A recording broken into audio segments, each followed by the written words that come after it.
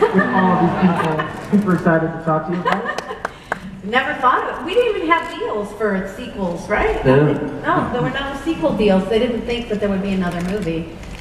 I just said, what do you think? Hopefully nice and have a bit of a run at least. And it's still running.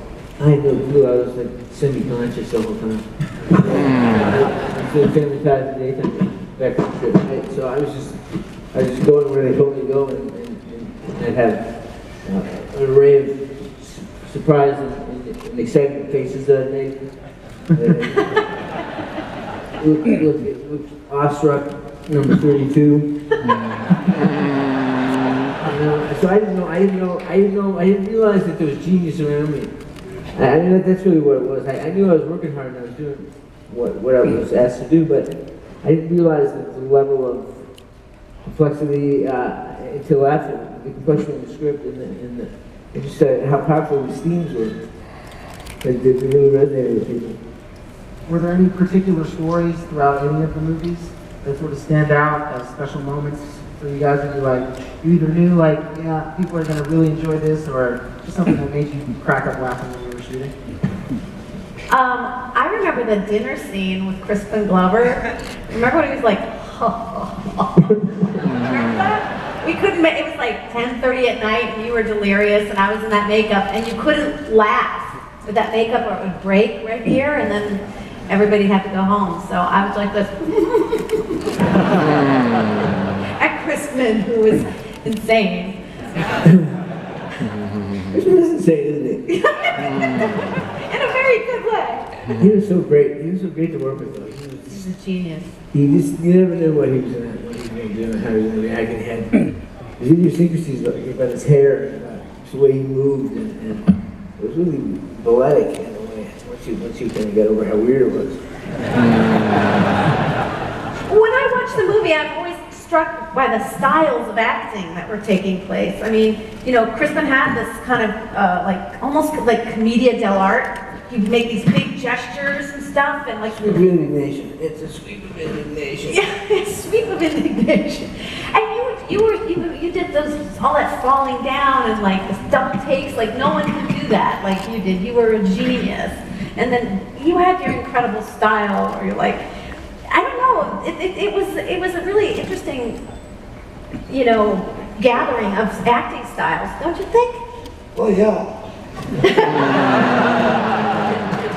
And I was just horny in the middle of all. One thing that Chris does, I mean, I always mention to people is in any film, especially science fiction film, there's a lot of exposition.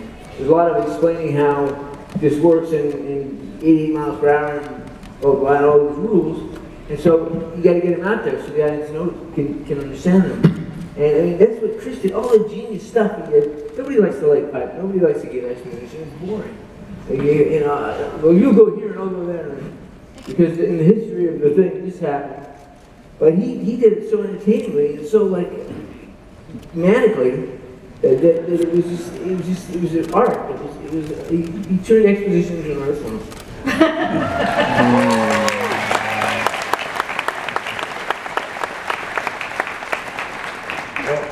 Bob Gale, his writing just fit, it just worked. It was so easy, to get into it. I know I had these long, rambling, pseudo-scientific speeches, but the way he wrote them, they made sense. They seemed organic, and it made it work. Was there anything from Back to the Future 2 specifically where you guys came to October 2015? And did you feel like any of the stuff that had come true that you guys predicted way back then? I mean, I bet on the Cubs winning the World Series last year because I didn't want to be the guy who didn't after Back to the Future 2 told me to. And then they made it to the playoffs, and I thought I was going to win. I did not. Damn it. But when you're predicting stuff like that, and to see some of it actually come true, do you feel like you might have had a hand in making some of that happen? You feel a sense of force? I just know that the movie created remember seeing heroin. And before I had to say heroin, They did predict the future. There's a bunch of people wearing those hats. Orange outfit. So they predicted the future, clearly. The makeup, you know, the makeup that they put on you guys to make you look a little bit older. Pretty spot on from what you guys ended up looking like right now. Right? Still very youthful. Still feel like I'm back to the doesn't look like you guys aged at all. I don't talk like that though. I don't go Marty.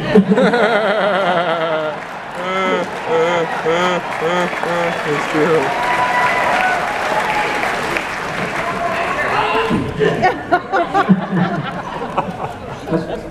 I mean, she just did it. So she's fine. Well, what would you